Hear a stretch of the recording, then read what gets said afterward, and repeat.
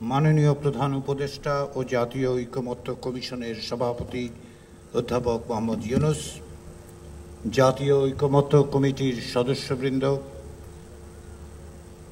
জাতীয় নেতৃবৃন্দ, উপস্থিত সুধীবৃন্দ, জাতীয় ঐকমত্য কমিশনের পক্ষ থেকে আজকের এই জুলাই জাতীয় সনদ 2025 স্বাক্ষর অনুষ্ঠানে আপনাদের সবাইকে স্বাগতম। আজকের এই দিন বাংলাদেশের ইতিহাসের একটি অভূতপূর্ব এবং অনন্য সময়।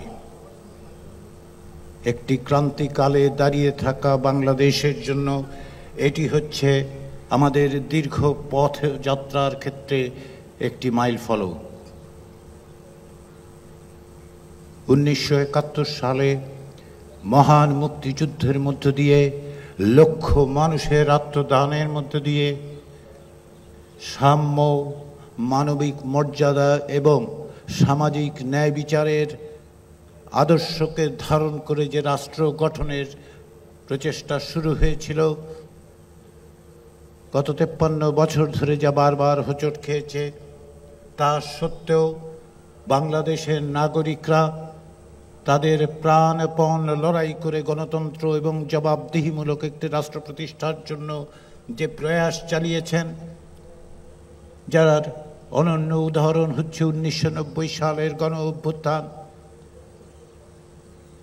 2018 সালে আমরা দেখতে পেয়েছি কোটা বিরোধী, কোটা সংস্কার আন্দোলন, আমরা দেখতে পেয়েছি নিরাপদ সড়ক প্রতিষ্ঠার আন্দোলন এবং সর্বোপরি 2024 সালের জুলাই আগস্টের যে গণ অভ্যুত্থান,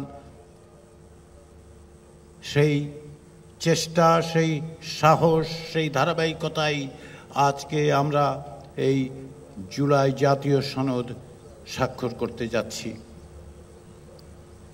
আমাদের যে স্বপ্ন, বাংলাদেশের মানুষের যে আকাঙ্ক্ষা, তাকে ধারণ করে তাকে অগ্রসর করে নিয়ে যাওয়ার জন্য, সকলের জন্য একটি বৈষম্যহীন রাষ্ট্র প্রতিষ্ঠার যে চেষ্টা, তাতে একটি দিক নির্দেশনা দেওয়ার জন্যই বাংলাদেশের রাজনৈতিক দলগুলো প্রায় 1 বছর ধরে পারস্পরিক আলাপ আলোচনার মধ্য দিয়ে এই জাতীয় সনদে উপনীত হয়েছেন। সকলের আন্তরিকতা, সকলের প্রচেষ্টা, প্রত্যেকটি পদে পদে তাদের অংশগ্রহণের জন্য আমি বাংলাদেশের রাজনৈতিক দলগুলোর প্রতি কমিশনের পক্ষ থেকে জানাই আন্তরিক কৃতজ্ঞতা। কিন্তু কেবলমাত্র কমিশন নয়, কেবলমাত্র রাজনৈতিক দল নয়, বাংলাদেশের বিভিন্ন সমাজের বিভিন্ন অংশের মানুষ এই প্রক্রিয়ার সঙ্গে অংশগ্রহণ করেছেন। কমিশনের কর্মচারীরা থেকেছেন, আমাদের গবেষকরা থেকেছেন, কিন্তু তার চেয়েও বড় জিনিস হচ্ছে প্রতি মুহূর্তে গণমাধ্যমের কারণে আপনারা, বাংলাদেশের নাগরিকরা এবং বাংলাদেশের বাইরের সকলেই এর প্রতি নজর রেখেছেন। এই জাতীয় সনদ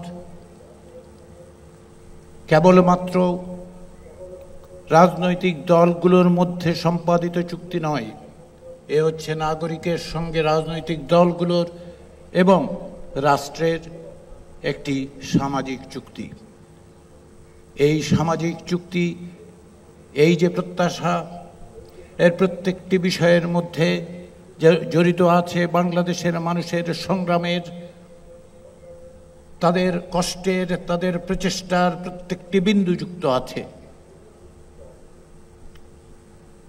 গত বছরের জুলাই আগস্ট গণ অভ্যুত্থানে যারা প্রাণ দিয়েছেন, যারা আহত হয়েছেন, যারা আজকেও আহত আছেন, যে জুলাই যোদ্ধারা আজকেও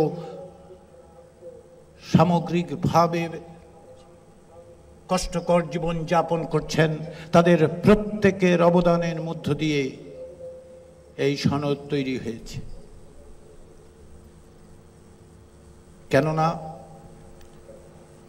জুলাই আগস্টের গণ অভ্যুত্থান দীর্ঘদিনের রাষ্ট্র সংস্কারের জন্য যে আকাঙ্ক্ষা, তার প্রতিফলন। বাংলাদেশে গত 16 বছর ধরে 2009 সাল থেকে যে ফ্যাসিবাদী শাসন তৈরি হয়েছিল, তার বিরুদ্ধে যে সাহসিকতা, যে দৃঢ়তা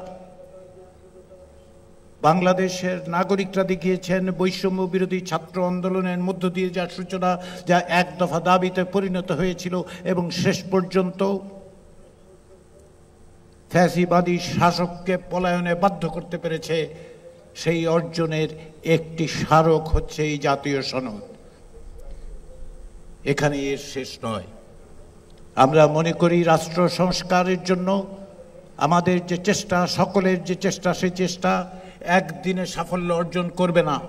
একটি দলিল কেবলমাত্র সেটা নিশ্চয়তা দেবে না।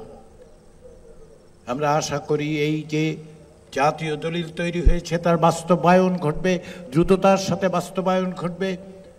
নাগরিকদের মতামতের মধ্য দিয়ে এই দিক দিশা নির্দেশক বাংলাদেশ রাষ্ট্রকে ভবিষ্যতে পরিচালনা করবে।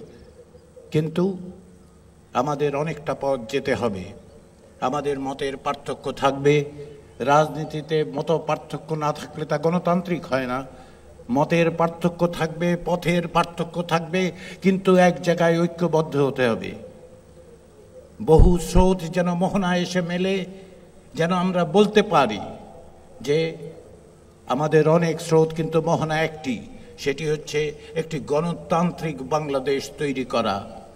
আমাদের বহু স্রোত, আমরা সকলে এক জায়গায় যে আমরা যে কোনো ধরনের স্বৈরতন্ত্রের বিরুদ্ধে ঐক্যবদ্ধভাবে সবাই দাঁড়িয়ে থাকব।